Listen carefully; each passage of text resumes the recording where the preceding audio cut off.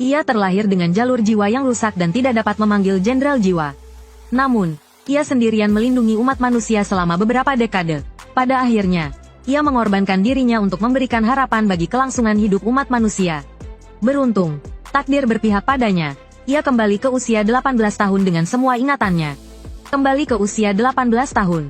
Di kehidupan ini, ia akan memimpin kebangkitan umat manusia. Dan tugas pertamanya saat ini adalah memperbaiki jalur jiwanya. Ia pun pergi ke apotek terbesar di benua timur untuk meracik sendiri obat untuk menyembuhkan jalur jiwanya.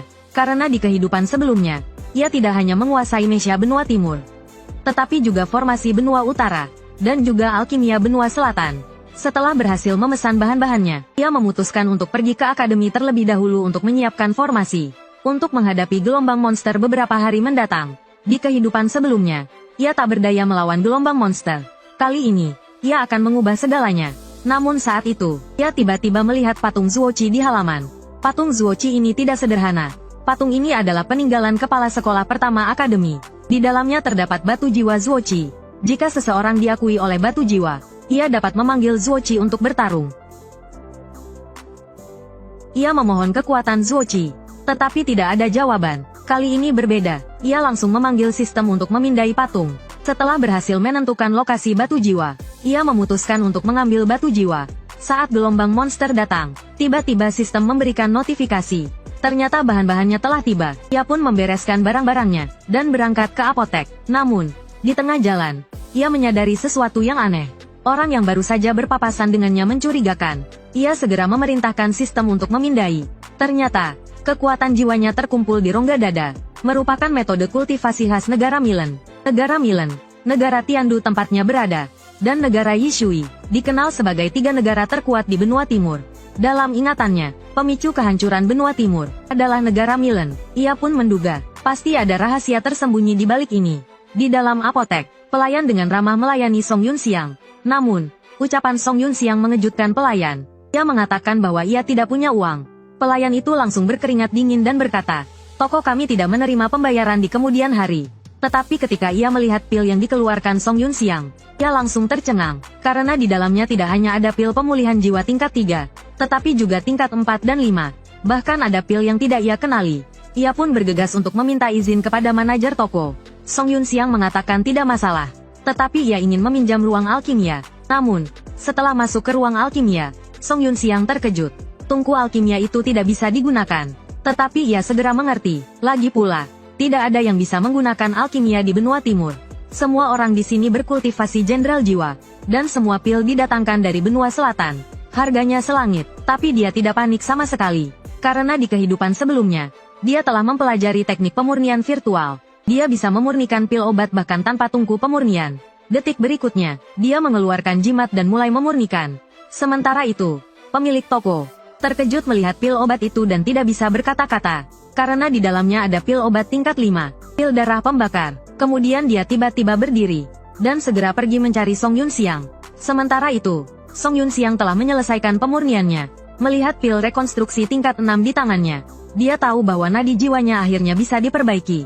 Saat Song Yunxiang membuka pintu, dia menemukan pemilik toko dan asistennya telah menunggunya. Setelah berbasa-basi sebentar, pemilik toko mulai bertanya tentang asal-usul pil darah pembakar. Song Yunxiang tahu bahwa pemilik toko sedang menanyakan latar belakangnya. Jadi dia tanpa ragu menyebutkan nama rumah markis. Dia tahu untuk terus berkultivasi. Kekayaan adalah suatu keharusan. Dan pemilik toko itu mungkin orang dari kamar dagang Hong. Mereka menguasai 70% bisnis tanaman obat di negara Tiandu. Membangun hubungan baik dengan mereka akan bermanfaat. Pemilik toko melihat Song Yunxiang begitu kaya, dan berasal dari rumah Markis Jiwan, salah satu dari 8 jenderal Tiandu. Juga ingin mengenalnya lebih jauh. Setelah berpamitan dengan pemilik toko, Song Yunxiang berjalan menuju Akademi Mesin Perang. Tetapi saat dia berpapasan dengan seorang wanita, dia tiba-tiba terkejut. Ingatan yang telah lama terkubur tiba-tiba terbuka. Tanpa ragu, dia berbalik, dan menarik tangan gadis itu. Tetapi pada saat itu, sistem mengirimkan pemberitahuan. Pemegang Jenderal Bintang terdeteksi, mulai menyalin Jenderal Bintang. Ada yang memiliki Lubu, ada yang memiliki Guan Yu, tapi dia adalah sampah yang tidak bisa memanggil. Tapi yang tidak disangka siapapun, dia memiliki sistem serbaguna di dalam tubuhnya. Hanya dengan menyentuh tubuh seseorang, dia dapat langsung menyalin jenderal jiwa orang itu. Dia berbalik dan meraih gadis yang berpapasan dengannya. Mulai menyalin Jenderal Bintang Lubu. Dia tahu jenderal jiwa pertamanya telah didapatkan. Tapi tindakan ini membuat gadis itu ketakutan. Gadis itu melepaskan tangannya, dan bertanya siapa dia. Tapi Song Yunxiang malah mendekat, memeluk gadis itu dan mengatakan dia bukan orang jahat. Tapi bagaimana mungkin gadis itu percaya? Dia berbalik dan menendangnya di selangkangan. Melihat gadis itu pergi, kenangan tak terhitung jumlahnya membanjiri pikirannya. Ternyata gadis itu adalah kekasihnya di kehidupan sebelumnya. Mereka bertemu dan jatuh cinta saat terjadi pembunuhan. Tapi saat dia menangis kesakitan, dia tiba-tiba melihat sekelompok orang berpakaian hitam mengejar Asan. Dia segera menghentikan mereka. Setelah berdiri, mereka memakinya. Saat mereka hendak mengejar Asan lagi, Song Yunxiang berdiri dan bertanya, "Kalian menabrak orang dan ingin pergi begitu saja?" Pertanyaan ini membuat mereka terdiam, dan mereka mulai memakinya. Sebelum dia selesai bicara, Song Yunxiang mengaku sebagai anggota Biro Investigasi Rahasia Negara Tiandu, dan menunjukkan sebagian kartu pelajarnya. Setelah saling berpandangan, orang-orang di hadapannya segera menangkupkan tangan dan mengaku sebagai kawan. Tapi Song Yunxiang yang jeli telah menyadari ada yang tidak beres. Dari cara mereka berlatih, jelas mereka berasal dari negara Milun. Namun, Song Yunxiang tidak membongkar kedok mereka. Dia ingin melihat apa sebenarnya rencana mereka. Saat itu, pria berbaju hitam mengajak Song Yunxiang untuk bergabung. Sebenarnya, mereka berencana untuk menyingkirkannya di tempat yang sepi. Namun, Song Yunxiang juga ingin melihat apakah dia bisa membantu Asan. Maka, keduanya dengan niat tersembunyi masing-masing terus mengejar Asan. Tak lama kemudian, mereka tiba di luar kota. Saat Song Yunxiang melihat dengan jelas, Asan sudah terkepung oleh para pria berbaju hitam. Asan yang terpojok mulai memanggil roh jenderalnya. Terdengar suara ledakan, Lubu yang besar telah berdiri di hadapan mereka. Namun, menghadapi serangan Asan, para pria berbaju hitam tidak gentar, karena mereka telah menyiapkan banyak mesin tempur. Pria berbaju hitam di samping Song Yunxiang berhenti berpura-pura. Dia langsung mengeluarkan pedangnya dan menusuk ke arah Song Yunxiang. Namun, Song Yunxiang telah siap. Setelah menghindari serangan itu, dia berbalik dan menusuk tenggorokan lawannya. Melihat itu, sang pemimpin segera memerintahkan anak buahnya untuk menyerang. Tapi orang-orang ini bukanlah tandingan Song Yunxiang. Hanya dalam 3 detik, mereka semua terkapar di tanah. Namun, situasi Asan semakin berbahaya. Tidak hanya terikat rantai, dia bahkan tidak bisa melepaskan zirahnya. Ternyata, ini adalah formasi khusus yang dibuat oleh para pria berbaju hitam. Untuk menangkap roh jenderal, mereka sudah lama menginginkan lubu milik Asan. Pada saat genting ini, ketika Asan menoleh, pria ini terlahir dengan nadi jiwa yang cacat dan tidak bisa memanggil roh jenderal. Tapi jika dia menyentuh siapapun, dia bisa langsung menggandakan roh jenderal orang itu. FZ diganti dengan menggandakan, karena tidak jelas artinya. Melihat dua lubu di arena, semua orang tercengang, karena setiap roh jenderal bintang itu unik, dan tidak mungkin ada yang sama. Namun, sebelum mereka sempat bereaksi, Song Yunxiang telah melancarkan serangan. Sang pemimpin masih mencoba melawan, tapi dengan satu serangan balik, Song Yunxiang membuatnya menyadari kenyataan. Namun, Song Yunxiang tidak langsung membunuhnya. Dia ingin tahu apa tujuan mereka, dan mengapa mereka menyusup ke kota Tiandu. Tapi sang pemimpin sudah putus asa, dan tidak mau menjawab pertanyaannya. Dia langsung membakar sisa kekuatan jiwanya, dan bersiap untuk meledakkan diri. Namun, Song Yunxiang yang telah terlahir kembali, sangat familiar dengan ledakan diri. Dia langsung menghentikan ledakan diri itu dengan satu tangan. Tindakan ini membuat Asan terkejut. Melihat sang pemimpin yang terkapar, Song Yunxiang tahu dia tidak akan mendapatkan jawaban apapun. Maka, dia memutuskan untuk meminta Asan membawanya ke Taiyuan untuk diinterogasi. Mendengar ini, Asan terkejut. Pria di hadapannya ini tahu tentang Taiyuan. Menghadapi pertanyaan Asan, Song Yunxiang tidak menjelaskan banyak, hanya mengatakan bahwa dirinya bukan musuh. Detik berikutnya, ia memberikan sesuatu pada Asan. Melihat manisan buah Hauten, Asan yang kebingungan menjadi semakin bingung. Mengapa Song Yunxiang tahu makanan kesukaannya? Namun, saat mereka berdua sedang mesra, seluruh langit tiba-tiba menjadi gelap. Melihat retakan di langit, Song Yunxiang panik, karena gelombang monster datang lebih awal. Sementara itu, Asan menunjukkan ekspresi seolah sudah menduganya. Seolah-olah dia tahu sesuatu, Song Yunxiang segera bertanya, ternyata semua ini adalah konspirasi negara Milun. Mereka telah menguasai metode untuk memicu retakan secara buatan. Retakan yang muncul sekarang dipicu oleh negara Milun. Mendengar ini, Song Yunxiang akhirnya mengerti segalanya. Mengapa orang-orang berbaju hitam ini menyusup ke negara Tiandu? Setelah berpamitan singkat dengan Asan, Ia bersiap untuk kembali ke akademi untuk melawan gelombang monster. Sambil berbalik, ia mulai bertanya pada sistem, apakah ia bisa menggunakan roh bintang lubu. Mendengar sistem mengatakan bahwa ia perlu membayar 3 kali lipat kekuatan jiwa, Song Yunxiang tidak ragu sedikit pun. Ia langsung mulai mengonsumsi pil secara gila-gilaan. Cara makannya ini membuat Asan yang berada di belakangnya tercengang. Pil seharga 50.000 langsung dimakan 3 sekaligus oleh Song Yunxiang. Tapi yang lebih mengejutkannya masih ada di belakang. Sebuah roh bintang yang sangat besar muncul di tempat itu. Asan terpana, roh bintang yang hanya bisa dipanggil oleh tingkat Tian. Dipanggil oleh seseorang di puncak tingkat Huang. Song Yunxiang yang sedang memacu kudanya bertekad. Kali ini, ia harus menebus semua penyesalan masa lalunya. Di kehidupan sebelumnya, ia melihat keluarga dan teman-temannya mati mengenaskan di depannya. Ia tidak bisa berbuat apa-apa. Kali ini ia kembali ke usia 18 tahun. Tidak hanya memiliki sistem serbaguna, tetapi juga menguasai alkimia dan formasi. Ia bertekad untuk mengubah segalanya. Melihat pasukan pengawal dikepung monster, ia mengayunkan tangannya, melihat tombak perang besar jatuh dari langit. Semua orang tercengang, saat asap di sekitarnya perlahan menghilang. Seorang jenderal jiwa, dengan tombak Fang Tian di tangan, dan menunggangi kuda api Qian, muncul di depan semua orang.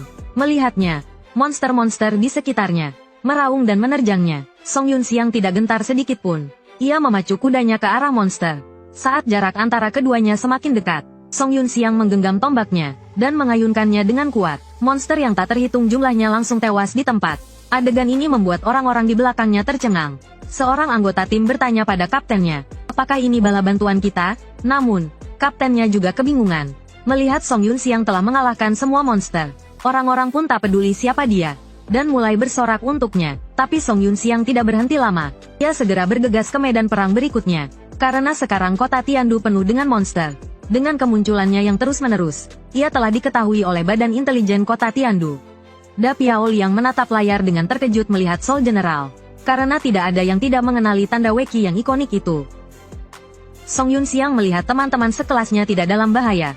Dia tahu formasi yang dia siapkan sebelumnya telah bekerja. Jadi dia memutuskan untuk mengambil Soul Jade Zuochi terlebih dahulu. Tapi saat dia menarik Soul Jade, tiba-tiba dia ditanya oleh RD apa yang sedang dia lakukan. Dia menunduk dan melihat. Mereka pernah melakukan hal yang tidak senonoh bersama.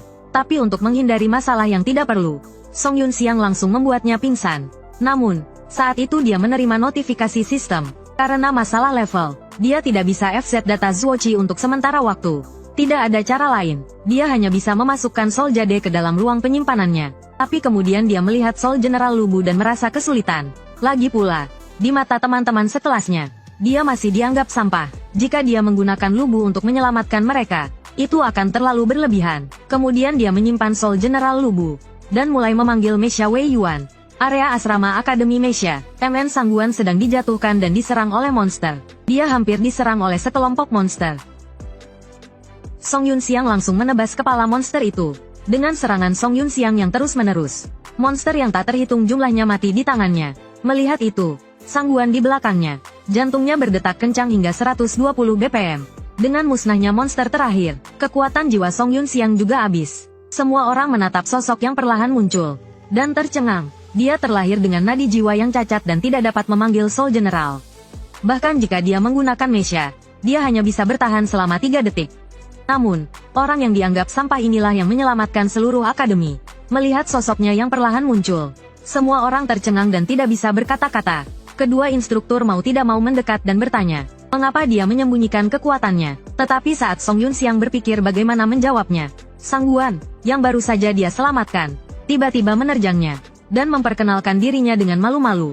Tetapi ketika Song Yunxiang mendengar nama Sangguan Yinkin, dia langsung tertegun, karena dalam ingatan kehidupan sebelumnya, Sangguan Yinkin adalah inang dari Star Soul General Long Qi. Memikirkan hal ini, Song Yunxiang langsung menariknya. Pada saat yang sama, dia memerintahkan sistem untuk FZ Star Soul General. Tetapi setelah memindai, sistem mengatakan bahwa dia tidak memiliki Star Soul General. Mendengar ini, Song Yunxiang baru ingat bahwa 10 bulan kemudian, keluarga Sangguan akan melakukan ekspedisi ke dunia rahasia. Soul Jade Long Qi mungkin didapatkan saat itu. Tetapi ketika dia sadar kembali, dia menemukan Sangguan menatapnya dengan penuh kasih sayang. Teman-teman sekelasnya juga terkejut. Song Yunxiang mati rasa. Dia tidak tahu bagaimana menjelaskannya. Saat suasana canggung, sebuah mesya raksasa turun dari langit. Setelah Mesya dibongkar, orang di dalamnya ternyata adalah kepala sekolah. Kepala sekolah berjalan langsung ke arah Song Yunxiang. Song Yunxiang merasa bingung, tetapi tetap memberi hormat. Namun, kepala sekolah tidak terburu-buru bertanya, malah mulai menyiapkan formasi. Setelah formasi peredam suara selesai disiapkan, dia mulai bertanya pada Song Yunxiang apa tujuannya. Mengapa menyembunyikan kekuatannya? Mendengar ini, Song Yunxiang tahu dia tidak bisa membicarakan sistem bintang. Jadi, dia menolak menjawab dengan alasan privasi. Tapi bagaimana mungkin kepala sekolah berhenti di situ? Dia mulai menyimpulkan. Dia bahkan mengatakan Song Yunxiang menyembunyikan kekuatannya dan menyusup ke Akademi Mesya demi jade jiwa Zuoqi. Setelah mendengar ini, Song Yunxiang segera membantah.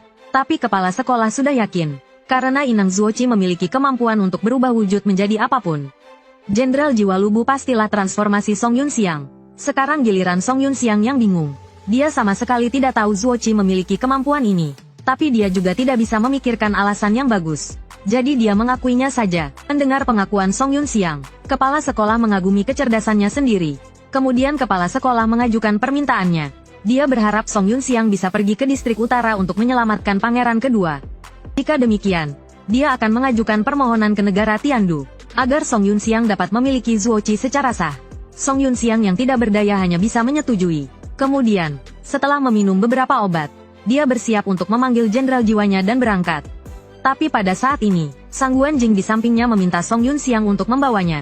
Dia bahkan melompat ke atas kuda. Sekarang giliran Song Yunxiang yang tercengang. Tapi demi jenderal jiwa Long Chou, dia tetap membawa Sang Guan menuju distrik utara. Saat ini, pangeran kedua di distrik utara sudah putus asa. Tidak hanya semua bawahannya terluka parah, tapi dia juga akan menghadapi binatang buas dengan kekuatan tingkat surga, Qionqi. Tepat saat semua pengawal putus asa, Song Yunxiang akhirnya datang terlambat. Di dunia ini, setiap orang hanya bisa memanggil satu Mesya, tapi dia bisa memanggil banyak. Meskipun dia memiliki begitu banyak Mesya, dia juga kesulitan saat menghadapi binatang buas tingkat surga, Qionqi. Terlihat dia tiba-tiba mengayunkan tombak Fang Tianyang. Saat mengenai Qionqi, memancarkan aliran listrik yang tak terhitung jumlahnya. Arus listrik itu langsung menjebak Qionqi di tempat, membuatnya tidak bisa bergerak. Kemudian dia menyuruh Sang Guan di sampingnya untuk mulai mengumpulkan kristal rekahan langit di dalam tubuh binatang buas itu. Tapi pangeran kedua di sampingnya tampak bingung, karena kristal rekahan langit juga disebut batu ruang, dan tidak memiliki kegunaan dalam pertempuran. Tapi saat mereka kebingungan, Sang Guan sudah kembali sambil membawa 3 kristal. Melihat ini, Song Yunxiang tidak berani ragu sedikit pun. Sambil menarik kristal, dia menerjang ke arah Qionqi. Saat keduanya bertabrakan, energi yang mengerikan langsung mengamuk. Saat Song Yunxiang bersentuhan dengan Qionqi, dia mengendalikan kristal untuk menempel di tubuh Qionqi. Song Yunxiang langsung terlempar beberapa meter. Sebelum dia sempat bereaksi, Qionqi sudah mengejarnya. Detik berikutnya, suara ledakan besar terdengar dari tubuh Qionqi. Saat dilihat lagi, melihat pemandangan ini, semua orang tampak tidak percaya. Mereka tidak pernah menyangka, kristal void bisa memiliki efek seperti ini. Rasa sakit di tubuhnya tampaknya membuat Qionqi semakin mengamuk. Ia meraung dan menerjang ke arah Song Yunxiang. Seiring pertarungan terus berlanjut, tombak Fang Tian Song Yunxiang hancur. Dia tahu jika terus begini, meskipun dia terus-menerus, yang akan mati pasti pihaknya. Untuk membalikkan keadaan, dia harus menembus cangkang Qionqi. Melihat Qionqi menerjang ke arahnya lagi, Song Yunxiang tidak berniat menghindar sedikit pun. Namun, tepat ketika Qionqi hendak menggigit lengan kanannya, dia langsung menggenggam kristal dengan tangan kirinya dan memasukkannya ke dalam mulut Qionqi bersama dengan lengannya. Saat Song Yunxiang merapal mantra lagi, energi yang mengerikan langsung keluar dari mulut Qionqi. Setelah asap menghilang, sosok Qionqi telah lenyap. Melihat ini, pangeran kedua segera berterima kasih kepada Song Yunxiang. Setelah berbasa-basi sebentar, Song Yunxiang bersiap untuk pergi. Insiden gelombang monster ini akhirnya berhasil diatasi. Dia berencana untuk pulang, karena di kehidupan sebelumnya, dia juga mengikuti para pengungsi ke selatan, melewati gurun kematian selama lebih dari 20 hari sebelum kembali ke keluarga Song. Namun, dalam waktu kurang dari sebulan, jadi dia memutuskan untuk pulang lebih awal, untuk membantu keluarganya mengubah sejarah itu. Tetapi pada saat ini, dia tiba-tiba menendang ke belakang. Terlihat seorang pria tua botak, menahan tendangan itu dengan mantap. Semua orang tercengang, karena aura yang ditunjukkan orang ini adalah seorang semi suci. Dia terlahir dengan bakat tertinggi, mulai berlatih pada usia 3 tahun, dan mencapai puncak bumi pada usia 9 tahun. Pada usia 21, dia melangkah ke ranah langit, dan menguasai benua timur dengan teknik pamungkasnya. Satu pedang menghancurkan sungai dan gunung. Namun, karena dia bukan wadah jiwa bintang, dia tidak pernah bisa mencapai ranah suci. Hanya ada 108 jiwa bintang di dunia, dan mereka biasanya sangat langka. Untuk mematahkan takdir manusia yang tidak bisa menjadi suci, dia mulai mengembara di dunia fana. Akhirnya, dia menjadi penjaga gerbang Akademi Jiwa Bela Diri. Melihat pria tua di depannya, Song Yunxiang tercengang. Tidak ada yang mengira penjaga gerbang Akademi Jiwa Bela Diri adalah seorang semi-suci. Melihat ini, yang lain segera memberi hormat. Setelah penjelasan dari Pak Tua Su, semuanya menjadi jelas. Ternyata ada 3 celah. Distrik Timur ditangani langsung oleh Kepala Sekolah. Distrik Selatan ditangani oleh Pak Tua Su. Distrik Utara awalnya ditugaskan kepada Song Yunxiang untuk ditahan. Pak Tua Su akan datang setelah menangani Distrik Selatan. Namun, setelah Pak Tua Su tiba, dia tetap bersembunyi. Tanpa diduga, dia akhirnya ditemukan oleh Song Yunxiang. Tetapi saat mereka berbasa-basi, Song Yunxiang menyadari ada sesuatu yang tidak beres. Ketika mereka mendongak, mereka telah dikepung. Orang yang memimpin adalah orang-orang dari kerajaan Milun. Mereka mengincar pangeran kedua. Pangeran kedua kemudian menjelaskan, karena kebijakan luar negerinya selalu bertentangan dengan putra mahkota pertama. Mendengar hal itu, semua orang tiba-tiba mengerti.